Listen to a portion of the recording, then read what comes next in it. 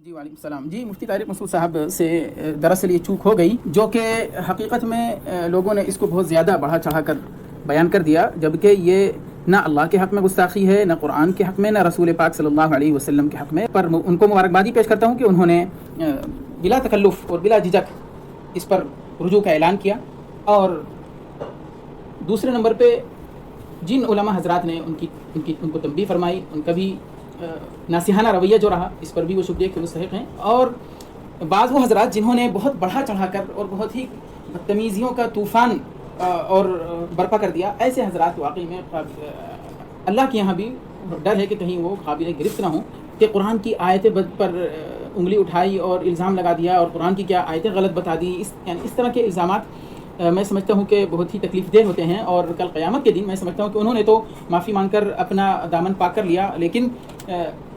جو حضرات نے ان کے حق میں یعنی غلطیاں کی ہیں تو وہ حقوق العباد سے متعلق ہیں. اس کے بارے میں ایسا نہ ہو کہ جنید پر بھی جب لوگوں نے اس طرح کی باتیں کی تھیں وہ تو اللہ کو پیارے ہو گئے، اور لیکن جس نے بھی ان پر ہاتھ اٹھایا یا اس طرح کی زبان درازی کی تو قیامت تک اب وہ معافی مانگ بھی نہیں سکتے ان سے، اور وہ پکڑ کی زد میں آئیں گے. اب آپ کے مدعے کی طرف آتے ہیں کہ جو ان سے چوک ہوئی یا غلطی ہوئی وہ کیا تھی اور کیسے ہوئی. دراصل وہ قرآن کی حقانیت بتانے کے سلسلے میں یہ بات عرض کر رہے تھے، اور قرآن پاک نے اپنی حقانیت کو ثابت کرنے کے لیے اور یہ ثابت کرنے کے لیے کہ یہ اللہ ہی کا کلام ہے اور قیامت تک شک و شبہ دور کرنے کے لیے سب سے اللہ تعالیٰ نے اپنے پیارے نبی کو امی رکھا اور اپنے کلام پاک میں تعریف بھی بیان فرمائی، الذین یتبعون الرسول النبی الامی. اس طرح سے اور بھی آیتیں ہیں، هو الذی بعث فی الامیین رسولا منہم، اور احادیث مبارکہ میں بھی انا امۃ امیہ وغیرہ اس طرح کے الفاظ ہیں. یہ بطور تعریف تمام مفسرین نے اور ہمارے اکابرین نے بھی، چاہے آپ بیان القرآن اٹھا لیجیے چاہے معارف القرآن، تمام مفسرین نے تقریباً یہ بات لکھی ہے کہ حضور پاک صلی اللہ علیہ وسلم کے حق میں امی ہونا، جس کا ترجمہ احمد رضا خان صاحب نے ان پڑھ سے کیا ہے، اور اس کا ترجمہ عموماً یہی کیا جاتا ہے کہ جو لکھنا پڑھنا نہ جانتا ہو، کیونکہ حضور نے کسی سے لکھنا پڑھنا نہ نبوت سے پہلے سیکھا اور نہ نبوت کے بعد ضرورت پڑی، کیونکہ لکھنا پڑھنا حضور کے حق میں کمال ہے. تمام مفسرین نے یہ بات بھی لکھی ہے. ایک تو یہ بات لکھی ہے کہ یعنی لکھنا پڑھنا نہیں جانتے تھے. امی ہونے کا یہ مطلب ہے کہ جو کسی کی شاگردی اختیار نہ کرے، اور کسی کی شاگردی اختیار کرنے کے لیے سب سے پہلے لکھنا پڑھنا ابتدا ہوتی ہے، انگلی پکڑ کے چلانے کے لیے ابتدا لکھنا پڑھنا ہوتی ہے. تو حضور پاک صلی اللہ علیہ وسلم کے حق میں یہ امی ہونا، ان پڑھ ہونا نبی سے پہلے بھی کمال ہے اور نبی ہونے کے بعد بھی کمال ہے. کمال کیسے ہے؟ وہ اس طرح سے کہ حضور پاک صلی اللہ علیہ وسلم پر اللہ پاک نے کلام پاک اپنا نازل فرمایا اور اس کی تشریحات تفصیلات آپ صلی اللہ علیہ وسلم نے بتائی. آپ پر اللہ تعالیٰ نے علوم و فیوز سے نوازا. آپ دنیا کے جو بھی انسانیت کی کامیابی کے جتنے بھی علوم تھے سب سے آپ کو سرفراز فرمایا. تو اللہ تعالیٰ نے جب ایسی کتاب آپ کو عطا فرمائی تو یقیناً آپ نے جب کسی کی شاگردی اختیار کی نہیں، آپ لکھنا پڑھنا جانتے نہیں تھے، آپ مکہ مکرمہ سے باہر گئے نہیں، تو آخر کیسے ایسی کتاب آپ کو مل گئی؟ کیا آپ نے راتوں رات لکھ سکتے تھے؟ ایسا کوئی شخص جس نے باضابطہ لکھا پڑھا نہ ہو، بہت اللہ والے تھے، بہت اخلاق والے تھے، لیکن لکھنا پڑھنا جو نہ جانتا ہو، علم ایک الگ ہی چیز ہوتی ہے، تو اس کے بغیر کیسے کوئی کتاب لکھ سکتا ہے؟ تو قیامت تک جتنے بھی انسان آئیں گے سب کے شبہے کا جواب دے دیا اللہ تعالیٰ نے اس نبی پاک صلی اللہ علیہ وسلم کی اس کمال اور اس خصوصیت کی وجہ سے کہ آپ امی ہیں، کہ آپ کو جو کچھ بھی ملا اور پوری امت میں آپ کے فیوز جاری ہیں اور قیامت تک جاری رہیں گے، یہ آپ کے علوم کی برکتیں ہیں. تو یہ اس کے پیچھے اللہ کی عظمت اور اللہ کا جو علم ہے، جو عطا فرمایا ہے، اس کے پیچھے وہی ہے، اس کے علاوہ کوئی اور دوسرا راستہ نہیں ہے. اس طرح سے تمام شبہات کا دروازہ بند ہو گیا. اور یہ ایسے ہی کمال ہے جیسے کہ ایک شخص ہے، اس کو اللہ تعالیٰ نے اس کے لیے ہوا مسخر کر دی، جیسے حضرت سلیمان علیہ السلام. اب وہ ہوا اس کے لیے مسخر ہے، جب چاہتا کہیں شفٹ جانا ہوا سے کہتا چلو ہوا کے دوش پہ بیٹھ کر سفر کر لیتا ہے، ادھر ادھر چلا جاتا ہے. ایسا شخص اگر کار خریدے اور کار خریدنے پر جبکہ دنیا فخر کر رہی کار پر، تو یہ کیا کار ایسے شخص کے لیے کمال ہے جو بھیڑ میں بھی پھنس رہی ہے؟ کار کی مسائل ہیں، پیٹرول بھی ڈلواؤ، یہ بھی وہ بھی. تو کار ایسے شخص کے حق میں کمال نہیں ہے جس کو اللہ تعالیٰ نے ہوا کا دوش دے دیا کہ چلو تم سفر جہاں چاہو، جیسے سلیمان علیہ السلام. تو اللہ تعالیٰ نے جب پیارے نبی کو ایسا کمال عطا فرما دیا، کمال علم، تو پھر وحی کا ایسا دروازہ ہے کہ جس سے کے بعد کسی کی شاگردی اختیار کرنے کی ضرورت ہی نہیں تھی. تو اس لیے آپ کے حق میں یہ کمال ہے کیونکہ آپ بے نیاز ہیں، لکھنے پڑھنے کی ضرورت نہیں. آپ کو لکھنا پڑھنا ایک ذریعہ ہے، ایک آلہ ہے، ایک ٹول ہے، ایک سبب ہے جس سے آپ بے نیاز ہیں. ایک انسان ہے جس کو واکر چاہیے، چھوٹا بچہ ہے، اس کو واکر چاہیے آگے بڑھنے کے لیے، چلنے پھرنا سیکھنے کے لیے. تو اسی طرح سے انسان ہے، اس کو علم حاصل کرنے کے لیے اس کی واکر یا اس کو سپورٹ جو چاہیے لکھنے پڑھنے کا چاہیے. لیکن ایک انسان کے پیر مضبوط ہوں، چلتا پھرتا دوڑتا بھاگتا ہو، اس کے لیے واکر جو بچوں کے لیے لائی جاتی ہے سپورٹ کے طور پر تاکہ وہ چلنا پھرنا سیکھ لیں، تو وہ کمال نہیں ہے. ایسے ہی پیارے نبی صلی اللہ علیہ وسلم کے لیے اس طرح کی اور بھی بہت سی مثالوں سے آپ یہ بات سمجھ سکتے ہیں کہ یہ بہت بڑا کمال ہے. اور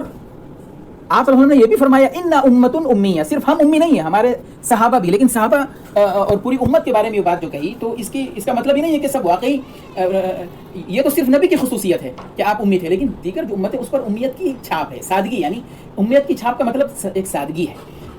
تو صحابہ میں بھی یہ سادگی پائی جاتی تھی، اور جو لکھنا پڑھنا جانتے تھے صحابہ میں بھی وہ ظاہر سی بات ہے تھے یقیناً، اور اسلام کے آنے کے بعد بہت بڑھ گئے تھے، حضور نے اس کی بڑی ترغیب دی تھی. لیکن بات یہ ہے جو کتاب وحی تھے حضور پاک صلی اللہ علیہ وسلم کے، اشکال صرف مفتی طارق صاحب کا یہ تھا، یا ان کی جو غلطی تھی وہ صرف کاتب وحی کے تعلق سے تھی کہ اس نے جو ہے تو املا کے قواعد کے خلاف بات لکھ دی،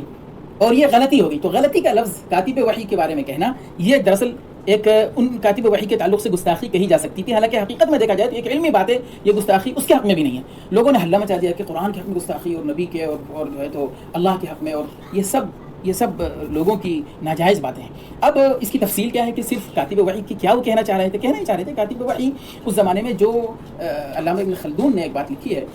چونکہ مؤسس علم الاجتماع ہیں اور صرف تاریخ دان نہیں ہیں بلکہ تاریخ کے اصول و قواعد وضع کرنے والے ہیں، تو ایسی شخصیت اپنے حساب سے پوری تاریخ کو اسٹڈی کر کے اس سے جو استنباطات کرتی ہے اور مسائل عورتیں، تو اس نے اس سے یہ سمجھا حضور کے زمانے کے جو وہ تھا تو علامہ ابن خلدون نے صاف کہا کہ یہ دراصل جب تمدنی معاشرہ ہوتا ہے تو وہاں پر لکھنا پڑھنا کا رواج زیادہ ہوتا ہے، کیونکہ عام طور پر جزیرہ عرب میں تمدنی معاشرہ نہیں تھا، سادگی تھی، لیکن خوبیاں بہت تھی دوسری. ان خوبیوں کی وجہ سے اللہ تعالیٰ نے نہ یورپ میں، نہ یونان و مصر و روما، تمام تہذیبیں اور ہندوستانی تہذیب اور چینی تہذیب، کہیں نبی وہ پاک صلی اللہ علیہ وسلم کو مبعوث نہیں فرمایا. مبعوث فرمائے تو سیدھے سادے علاقے جزیرہ عرب میں جہاں کوئی تمدن نہیں تھا. تو چونکہ ان کے اندر ایسی عظیم خوبیاں تھیں جو اس دین کو لے کر آگے بڑھنے کے حقدار تھے، لیکن لکھنے پڑھنے میں کمزور ہونا یہ ان کے حق میں عیب نہیں تھا. تو بہرحال یہ علامہ ابن خلدون کی اپنی رائے ہے. جمہور کی رائے، یعنی علامہ ابن خلدون کی رائے میں یہ ہے کہ ان کی سادگی کی وجہ سے گرامر کا وہ لحاظ نہ کر سکیں. علامہ ابن خلدون یہ بھی صاف صاف کہا ہے کہ یہ ان کا نقص نہیں ہے. لوگ سوچتے ہیں کہ ہم ثابت کر دیں کہ وہ بہت لکھنا پڑھنا جانتے تھے اور بہت سائنس ٹیکنالوجی سے لیس تھے اور بہت یونان و مصر و روما کی تہذیب جانتے تھے. یہ سب ہمارے حساب سے ہے کہ جن کو اللہ نے ہوا کا دوش نہیں دیا ہے وہ کار پر فخر کرتے پھرتے ہیں اور اس پر جو ہے تو اپنی ناک اونچی کرنے کی کوشش کرتے ہیں. لیکن جن کو اللہ نے ایمان اور قرآن اور دین اور اخلاق اور بہادری اور شجاعت اور سچائی، اتنی ساری خوبیاں، ان کے لیے یہ سب چیزیں معنی نہیں رکھتی ہیں. یہ علامہ ابن خلدون کی رائے ہے. علامہ باقلانی بھی اس طرح کی بات لکھی کہ یہ جو مصحف عثمانی ہے یہ کتابت جو ہے توقیفی نہیں ہے، یہ صرف سپورٹ کے لیے تھی کتابت کہ تاکہ قرآن پاک لکھت میں بھی محفوظ ہو جائے. اس پر قراءات پر کوئی آنچ نہیں آتی، کیونکہ قرآن پاک قراءات وغیرہ جو لی جاتی ہیں وہ بالمشافہہ لی جاتی ہے. تو اس طرح سے ان کی بھی رائے ہلکی ہے تھوڑی. لیکن بات یہ ہے کہ ان دونوں حضرات کی اور ان کے ساتھ جو بعض متاخرین اور معاصرین جو ان کی طرف مائل ہوئے ہیں، دراصل یہ جمہور کے موقف کے خلاف ہے. جمہور اور اکثر چاہے امام احمد ہوں، مالک ہوں، صاف اور ائمہ اربعہ اور دیگر، اور جمہور صاحب جن کو کہہ سکتے ہیں، سب کی رائے یہ ہے کہ یہ توقیفی ہے. اصل میں بات یہ ہے کہ جمہور بھی سب توقیفی نہیں مانتے کہ یہ توقیفی بمعنی خلاف قیاس تو سب مانتے ہیں جمہور، لیکن توقیفی بمعنی ملہم من اللہ ہو یہ سب نہیں مانتے. بعض اکثر تو یہ مانتے ہیں کہ یہ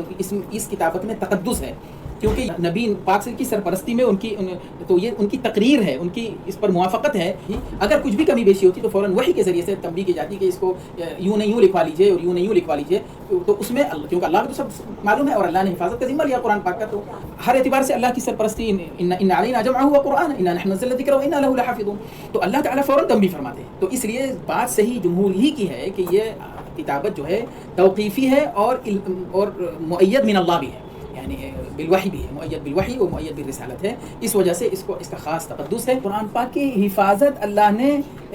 ہر اعتبار سے فرمائی کہ بھلے اسے سینے میں محفوظ ایسی حفاظت فرمائی، ایسے اس میں کوئی شکوک و شبہات دور تک نہیں. بعض ملحدین نے کوشش کی اور بعض اورینٹلسٹ یا مستشرقین نے جو انگریز وغیرہ تھے، انہوں نے کہ یہ ثابت کرنے کی کہ حضور نے کہیں یورپ عیسائی پادری یا یہودی ربی یا کسی اور سے کچھ علم حاصل کیا، اسی کو جمع کر کے قرآن بنا دیا، نعوذ باللہ نعوذ باللہ نعوذ باللہ. تو انہوں نے کوشش کی، ناکام، لیکن ایسی کھلی ناکامی ملی ان کو کہ ایسا ہر طرف سے تمام دلائل ان کے منہ پر ایک زوردار تماچا مارتے دکھائی دے رہے تھے، اور صاف دکھائی دے رہا تھا کہ وہ کھلی دھاندلی اور کھلی ناانصافی کرنا چاہتے ہیں، سورج اور دین کی روشنی میں وہ جھوٹ بولنا چاہتے ہیں. یہ بات کہ اللہ پاک نے نبی پاک صلی اللہ علیہ وسلم کو امی بنایا، یعنی لکھنا پڑھنے سے آپ بے نیاز رہے، آپ کو اس سپورٹر کی، اس واکر کی، جو چلنا پھرنا خود نہ جانتا ہو، جس کو ضرورت ہو لکھنے پڑھنے کی، آپ کو اس کی ضرورت پوری زندگی اللہ پاک نے اس سے بے نیاز رکھا، مستغنی رکھا. اور اس طرح سے آپ کے حق میں یہ ایک خصوصیت بھی ہے، ایک کمال بھی ہے کہ اس کے باوجود کہ آپ نے ایسا دین، ایسا قرآن، ایسی سنت، ایسے حدیث، ایسے جس میں ہر اعتبار سے کمال ہے، قانون داں ہو، قانونی دنیا کا کوئی قانون، کوئی دستور اس کی ٹکر کا نہیں ہو سکتا، نہ اس زمانے میں تھا نہ اس کے بعد کوئی لا سکا۔ کوئی عبادات کا پہلو دیکھو، روحانیت کے اعتبار سے دیکھو، ظاہری اعتبار سے دیکھو، مادی اعتبار سے دیکھو، دین کے اعتبار سے، دنیا کے اعتبار سے، میدان جنگ میں، گھر کے باہر، ہر لائن کی سنت آپ کو ملے گی، اور باکمال احکام، باکمال سنتیں، اور مختلف علوم، فنون قرآن پاک میں ایسے ہیں جو یہ تو سائنسی دور ہے، قرآن پاک کا سائنسی معجزہ، اس پر میری مستقل کتاب بھی ہے، اور یہ تو بہت لوگوں نے اس پر کتابیں لکھی اس زمانے میں کہ قرآن میں کتنی سائنسی باتیں ہیں ایسی چھپی ہوئی جو اس زمانے میں ثابت کرتی ہیں کہ اس زمانے میں کوئی اس پر ایمان رکھتا ہی نہیں تھا، لیکن آج سب لوگوں نے جب انکشافات ہوئے تو آج سب لوگ کو وہ بات پتہ چلی، تو آج وہ راز کھلے کہ قرآن کے اندر اتنے معجزاتی علوم ہیں سائنسی، یہ سب ثابت کرتے ہیں کہ واقعی میں یہ اللہ ہی کا کلام ہے۔ تو بعض مستشرقین نے یہ جو کتابت کی سادگی تھی اور بہت سارے پہلو سے جو صحابہ میں سادگی تھی، یہاں تک کہ حتی تبین لکم الخیط الابیض من الخیط الاسود من الفجر والی آیت نازل ہوئی تو انہوں نے تکیے کے نیچے 2 کالے سفید دھاگے رکھ لیے۔ اس سادگی میں کے نتیجے میں بعض مستشرقین نے یہ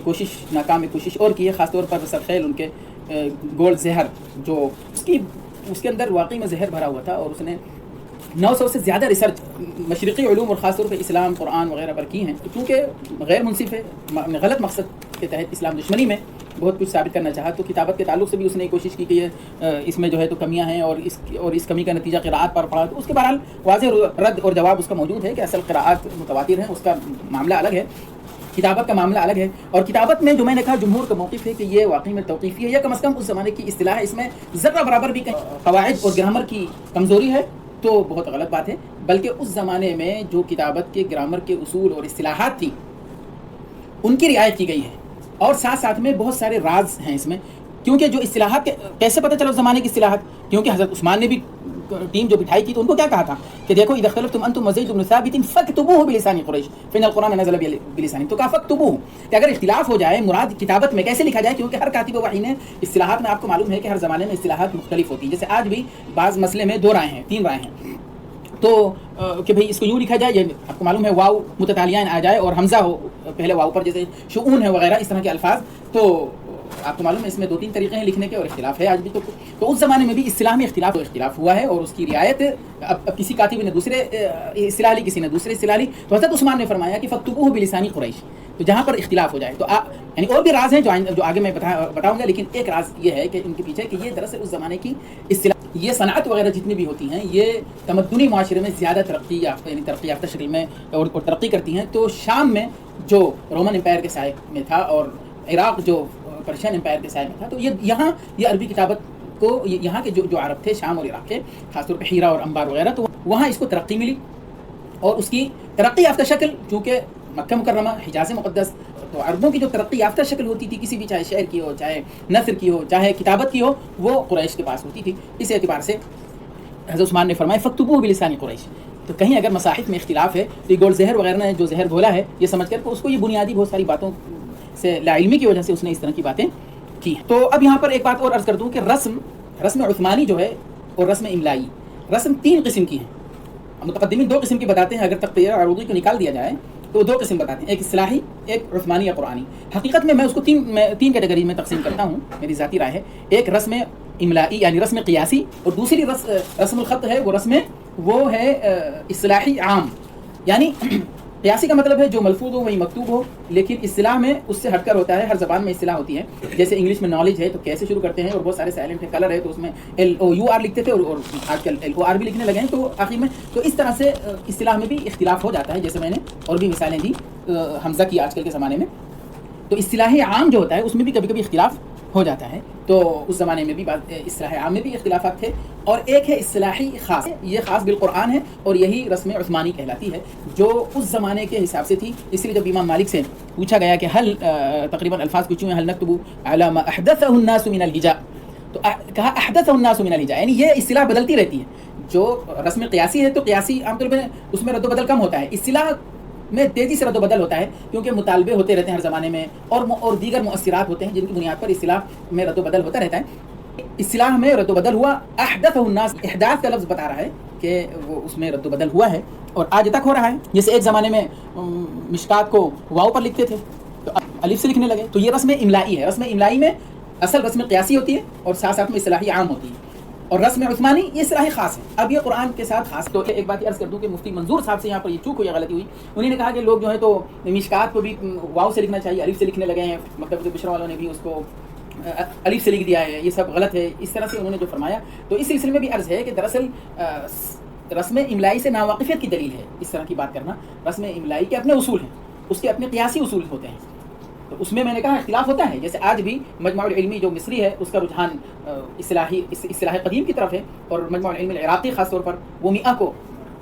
الف کے بغیر لکھنا کو ترجیح دیتے ہیں. تو اسی طرح شامی ان کا رجحان قیاسی کی طرف زیادہ ہوتا ہے. تو آج بھی اختلاف ہو سکتا ہے، لیکن مشکات میں اب اختلاف ختم ہو گیا. ایک زمانے میں متنازع بھی تھا. تو یہی سمجھنا چاہیے کہ رسم املائی کا لحاظ رکھنا ضروری ہے قیاسی تقاضے پر. آج بھی انگلش میں بھی اور ہر زبان میں آوازیں اٹھتی ہیں کہ کیا سائلنٹ الفاظ اور اس طرح سے پریشانی ہوتی ہے. تو پریشانی قرآن کے علاوہ میں ہوتی ہے. قرآن میں کوئی پریشانی نہیں، بلکہ یہ پریشانی زیادہ توجہ کا ذریعہ ہے. اس کے بھی اختلافات ہیں. یہ تقریباً 6 قسم کے ہیں. یعنی رسم عثمانی جو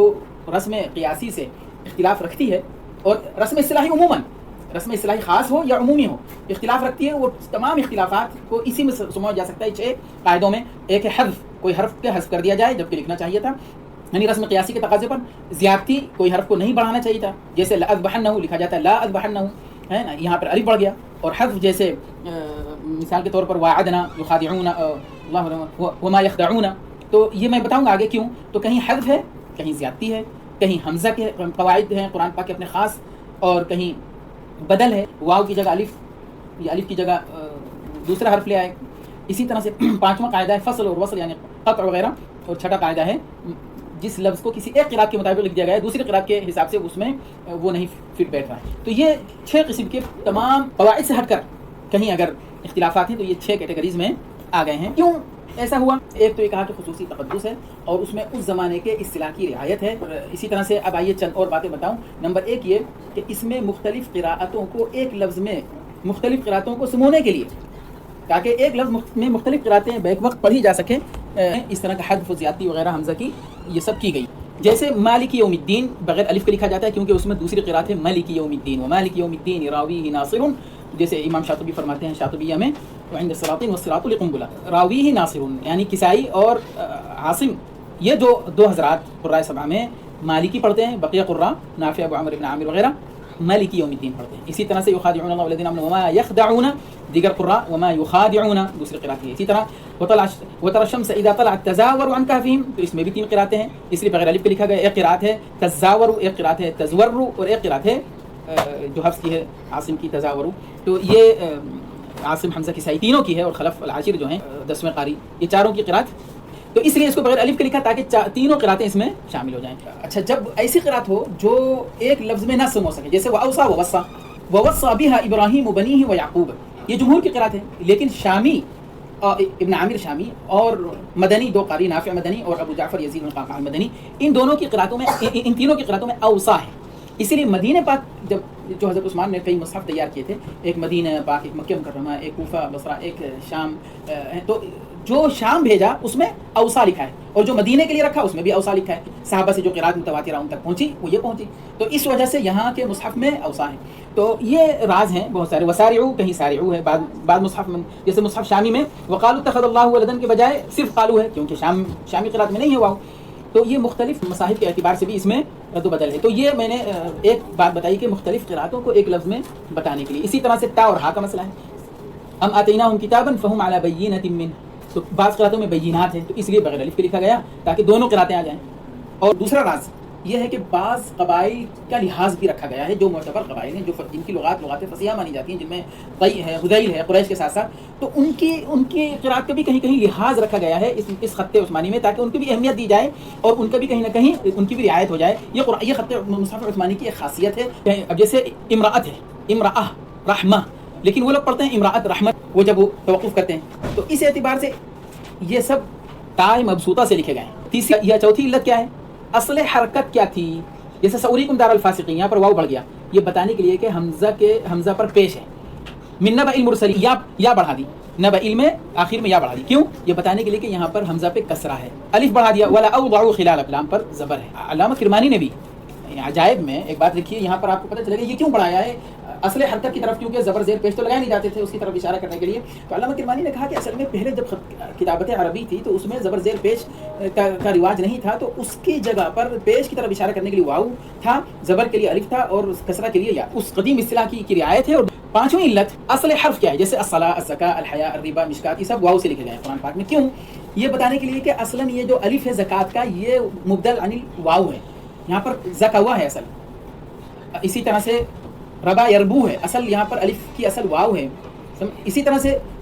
بعض الف یا کی شکل میں لکھے گئے، وضحیٰ ہے، فہدا ہے، تقویٰ ہے، یغشا ہے، یہ بتانے کے لیے کہ ان کی اصل یا ہے، اور جن حضرات کا امالہ ہوتا ہے وہ یہاں پر امالہ کریں گے، اور جہاں پر یہ بات نہیں ہے وہاں پر صفا عفا یہاں پر جو ہے تو نہیں وہ بات کی گئی۔ چھٹی علت اور راز یہ ہے کہ کچھ باریک اشارے ہوتے ہیں اس میں، جیسے وہ سما بنینا بھی ایدن، ایک یا بڑھا دی، قوت کی طرف اشارہ کرنے کے لیے، قدرت میں جو قوت جو عظمت ہے، اسی طرح وجی ابی نبی وغیرہ، تو یہ بہت سارے راز ہیں، سب کو کہاں تک بتاؤں وقت اس میں ناکافی ہوگا۔ اس فن کی پرانی کتابیں آپ دیکھیں گے، سب سے پہلے اس پر قراءت پر جو قلم اٹھایا کیا نام ان کا، ابو عبید القاسم ابن سلام نے، متوفی 224 ہجری میں، کتاب المصاحف جو امام ابو داؤد کے بیٹے ہیں ابو بکر ابن ابی داؤد، اسی طرح سے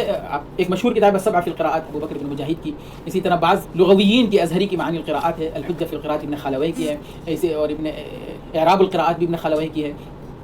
تو ابو علی فارسی کی بھی ایک کتاب ہے الحجہ للقراء السبع، ابن زنجلہ حجۃ القراءات، یہ تمام ائمہ قراء اور مفسرین جیسے مکی بن ابی طالب قیسی متوفی 137 ہے، تو یہ تمام حضرات نے اس فن میں جب قلم اٹھایا تو بہت کچھ لکھا ہے، اختلاف المصاحف پر بھی لکھا گیا ہے، اور سب کا خلاصہ جنہوں نے جمع کیا وہ علامہ ابو عمرو دانی متوفی 444 ہجری، ان کا وہ کمال ہے جو ابو بکر خطیب بغدادی کا علوم الحدیث میں کمال ہے کہ ہر فن میں ما من فن الا وله فيه تصنیف، جیسے ابن حجر وغیرہ فرماتے ہیں، یہاں تک کہ ابو بکر ابن نقطہ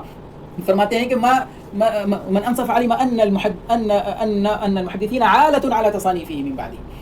اسی طرح سے علوم القرآن میں تمام قراء اعلیٰ ہیں امام ابو عمرو دانی پر، ان کی ہر فن میں ایک کتاب قراءت میں ایک طرف جامع البیان فی القراءۃ السبع ہے، الاحرف السبعہ ہے، اور التیسیر فی القراءۃ السبع،